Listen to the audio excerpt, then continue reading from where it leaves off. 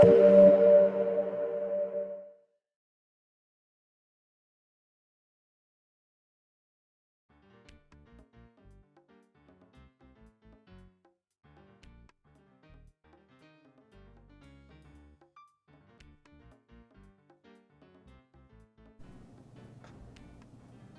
to this special part 4. Today we are speaking once more about our cosmic timescale because we have some interesting additional remarks to this timescale. So we are beginning with remembering that we have adjusted this scale according to two far events in our terrestrial history.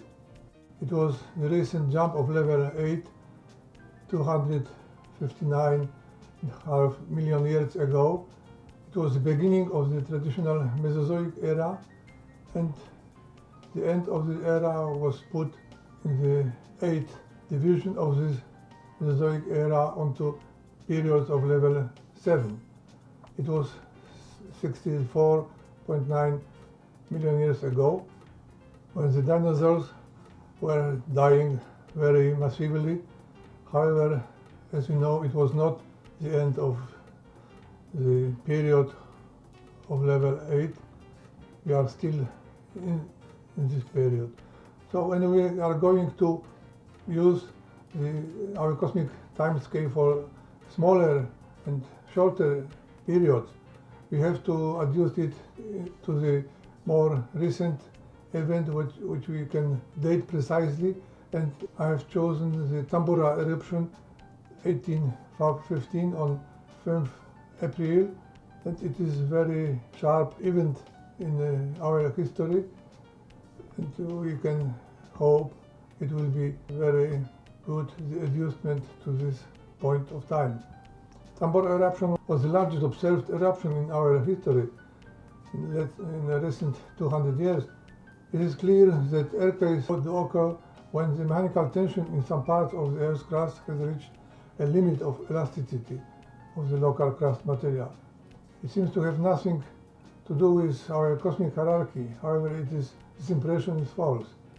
Exactly the same as the well-known tides of the ocean water, also the Earth's crust becomes deformed according to our periodic movement with solar system and together with it within the cosmic hierarchy.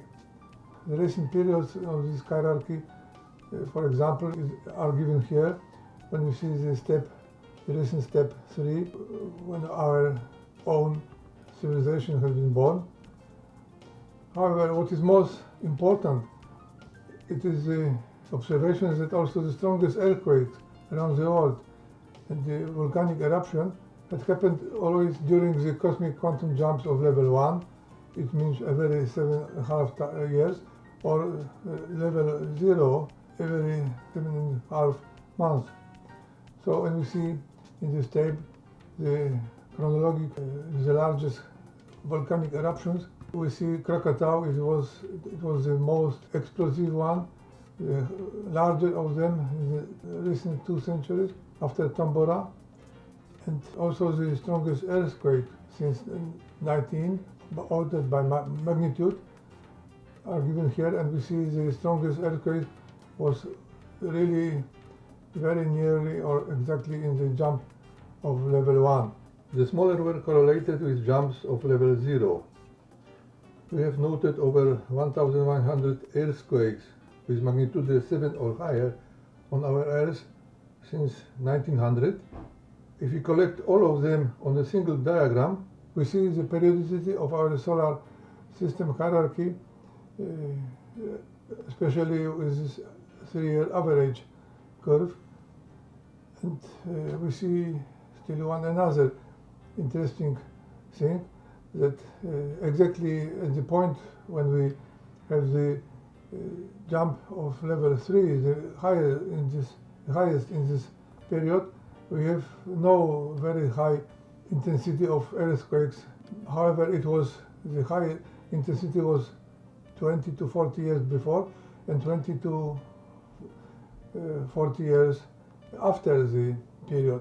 So we can explain it with the cosmic turbulences, exactly as when we are flying with airplane, into turbulence zone. The turbulences are very large by flying into the zone and by flying out of the zone. Inside of the zone, we have rather relatively quiet flight. So we can suppose the same when we are flying with our Earth into the energy bridge of our cosmic hierarchy. And when we are right, the strongest earthquakes should be less when we reach the outside of the present cosmic bridge, connecting us with the center of mass of level 4. So another aspect of our cosmic timescale is the visual coordination of events in our Earth history with the position of hands on the clock. When we see the birth of class Mammalia 259 million years ago can be shown in this picture, and the beginning of the traditional Mesozoic era was a little after that.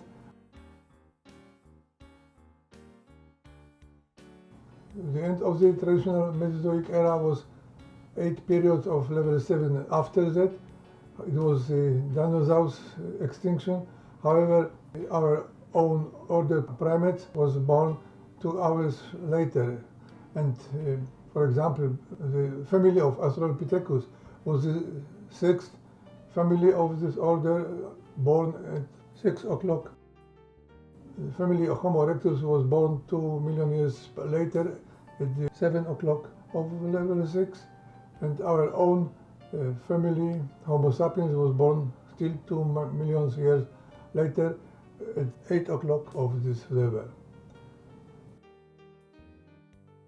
The previous genus of Homo sapiens neanderthalensis was born just 1 hour of level 5 after that, and our own genus Homo sapiens sapiens was born still 1 hour later, when the hand 5 shows exactly 2 o'clock of level 5.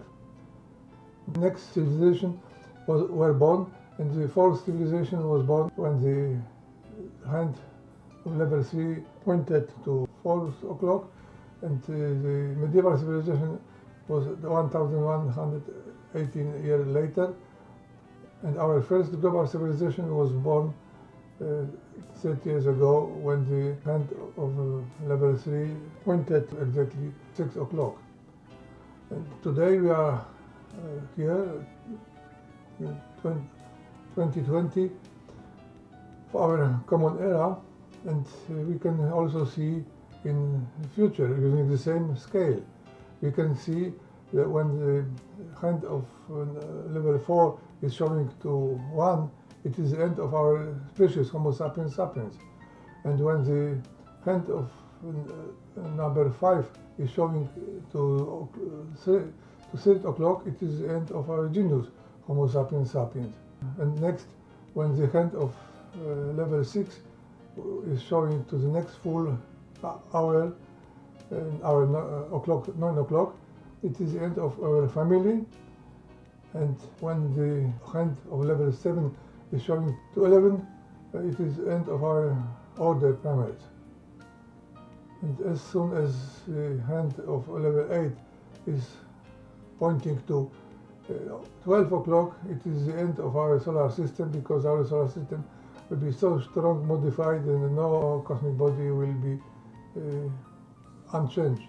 And we can also suppose maybe in that time the next stage of cosmic hierarchy in our universe will be born. However, it is still a supposition. We have no possibility to investigate it now. So it is all for today. Thank you very much, and please join me next week. Bye bye.